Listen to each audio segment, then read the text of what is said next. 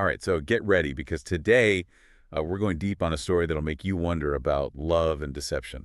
It's about the blurred lines between being a genius and a grifter. Yeah, exactly. Yeah. And it's all about Stephen J. Russell. This guy escaped from prison, Not once, not twice. but yeah, 4 times for love. It's crazy. It really is. So he's like a real-life version of Catch Me If You Can. Exactly. And we're going to use a bunch of sources you gave me, like articles, court records, even some of Russell's letters. We'll use all that to figure out if he was a visionary driven by love or just a con man who used his charm to get what he wanted. Yeah, like was he a grifter or was he gifted? That's the question. Let's start with his early life. Oh, okay. You'd never guess from his later escapades, but Russell had a pretty normal start. He was a church organist. Wow. Yeah, and a family man. Really? Even a volunteer police officer. It's almost like he had a double life. Yeah, you see that throughout his story. The good guy versus the cunning criminal. Yeah, the upstanding citizen versus the daring escape artist. Right. Then things change. What happened? He goes through a personal crisis, Oh, and it leads him to embrace his identity as a gay man. that's a big turning point. Yeah, and things change a lot after that. This is where it gets really interesting. Was this self-discovery? Yeah. Or was this the start of a calculated plan for future cons? Soon after this, he meets James Kemple. Okay. This is the guy who sparks his first escape from Harris County Jail. Wow. And this wasn't some easy, low-security place. Right, this was the real deal. But Russell, he just walks out. He disguises himself as a guard using clothes. He finds carefully watches routines and walks right out the front door. It's like he's in a movie or something. It really is. Was this all part of a con artist's plan? Con artists love to be in control. Oh, yeah. They have to be one step ahead, manipulating systems and people to get what they want. And he keeps doing this control thing even more after this. What do you mean? He doesn't just escape. He comes up with these elaborate schemes. Like what? Each one is crazier than the last. Give me an example. Well, like his next love, Phillip Morris. Hi. Russell gets a CFO job with a fake resume, What? and then he embezzles $800,000. No way. Yeah, to shower Morris with luxury. That's crazy talk about high stakes. Yeah, but it gets even more complicated. Uh-huh. Russell said he was doing it for revenge against HMOs for how they treated AIDS patients like Kemple. So is this genuine altruism? Yeah, is he like a Robin Hood? Or is this another layer of manipulation? Yeah, like is it all just an act? Con artists are really good at rationalizing their behavior. Right. They often convince themselves that their motives are good even when what they're doing is wrong. Yeah, they're masters of self-deception, making up stories to make them feel better about what they're doing. Exactly. So how can we tell what's real and what's fake? Especially with someone as charming as Russell. Yeah. How do we know what he's really thinking? That's the million-dollar question. It is. And to answer it, we have to look past the charm and dig deeper into what makes a con artist tick. That's what we need to do. Yep.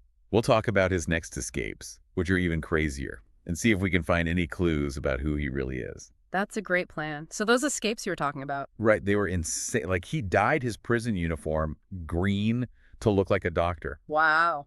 Yeah, and he faked having AIDS. Oh my gosh. He lost a bunch of weight and made fake medical records so they transfer him to a hospice. Man, that... He walked right out. No way. Yeah, and he even called the prison pretending to be a doctor to say that he had died. Oh my God, that is so audacious. It's hard to even believe. I know, right? But it's all right there in the court records. It's like he kept pushing it further and further every time, testing the limits of the system. And every time he escaped, he went straight back to Phillip Morris. Wow, so it's like a real love story. Yeah, love conquers all, even prison, it seems. But was it really love, or was Philip just another part of his game? Yeah, that's a good question. What was driving him? Was it love? Or was he just a thrill seeker who used love as an excuse? It could be both, right? Yeah, it's a really interesting question. Trying to figure out Russell's real motives is like trying to catch smoke. It's impossible to pin him down. Exactly, and that's what makes him so fascinating. But we can't forget about what his actions did to other people. Yeah, right. He cost people money, messed up the justice system, and put people at risk when he escaped. That's a really important point. Yeah, even if he thought he was like a romantic hero, Or a Robin Hood. his actions had real consequences. And those consequences, they caught up to him. Yeah, they did. In the end, he was captured. And this time, they didn't mess around. Nope. He's currently serving a 144-year sentence. In solitary confinement. Wow.